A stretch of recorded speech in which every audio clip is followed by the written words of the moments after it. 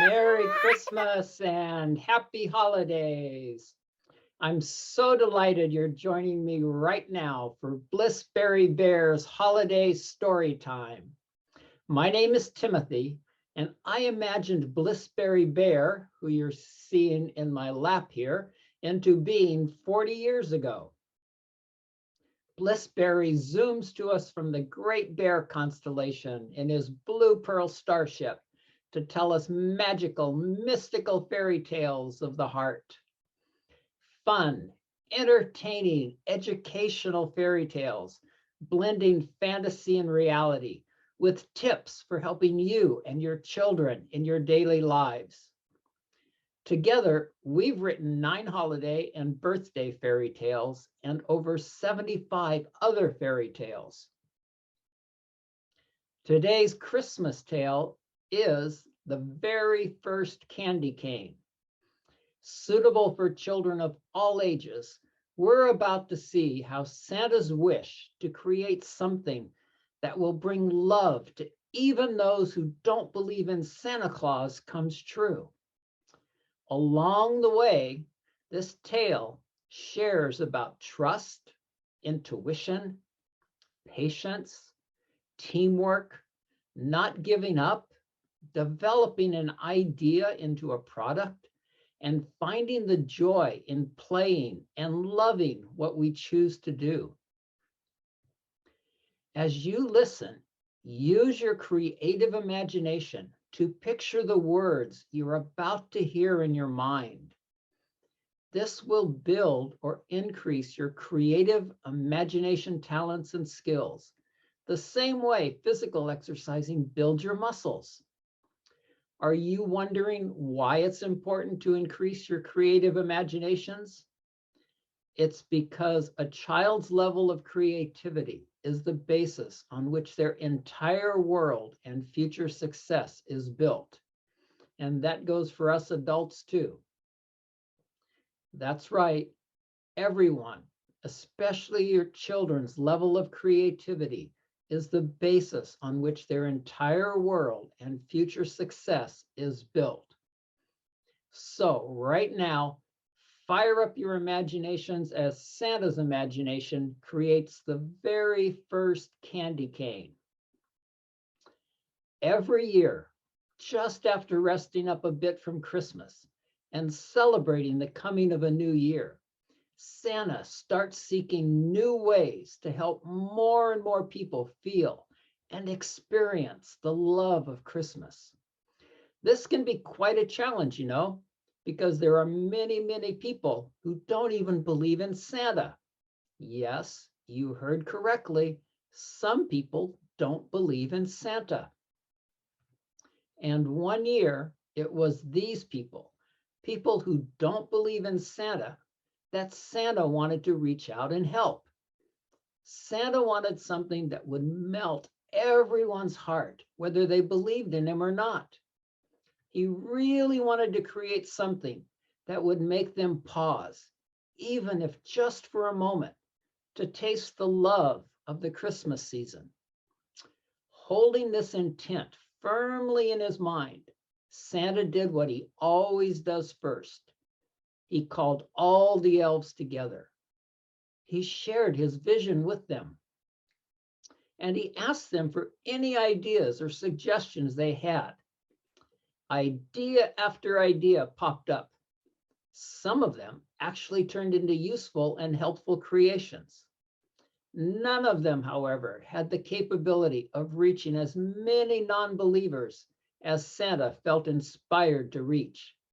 So, just like every other year, Santa asked for any ideas or suggestions that came up after the meeting to be placed in the creative box of ideas. Each day, right after dinner, Santa read and carefully considered all the ideas that the elves put in this creative box of ideas. When an idea looked promising, he would again call all the elves together to talk about it. Many great ideas were offered and many new projects were started to turn them into reality. However, None of these ideas was so grand as to be able to capture the hearts of non-believers. Day after day, week after week, and month after month slid off the calendar. Some people might have become impatient or worried, but not Santa.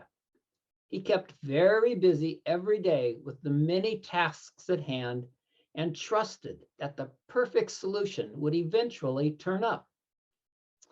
One late afternoon, while making his daily rounds through all the production departments, inspecting all the projects at their various stages of completion, a very simple looking stick caught Santa's attention.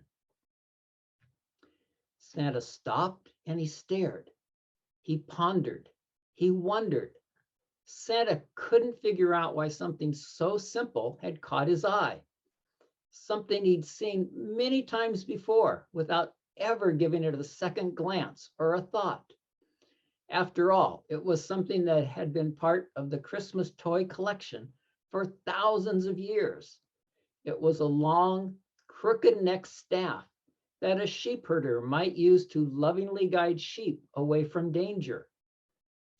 Without any brilliant ideas flashing before him as to why he had stopped and stared at the shepherd's staff, Santa just kept touring through the toy factory.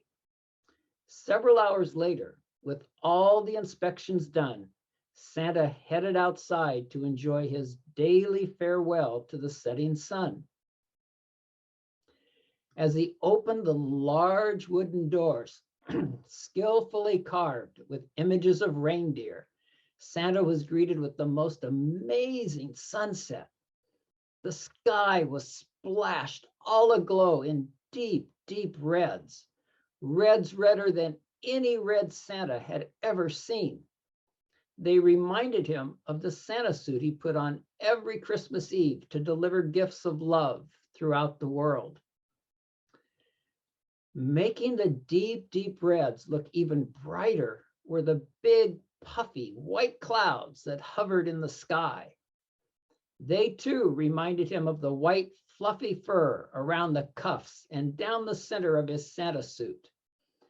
As he gazed at this momentary spectacle of nature's supreme grandeur, every cell in Santa's body tingled in excitement, danced in joy.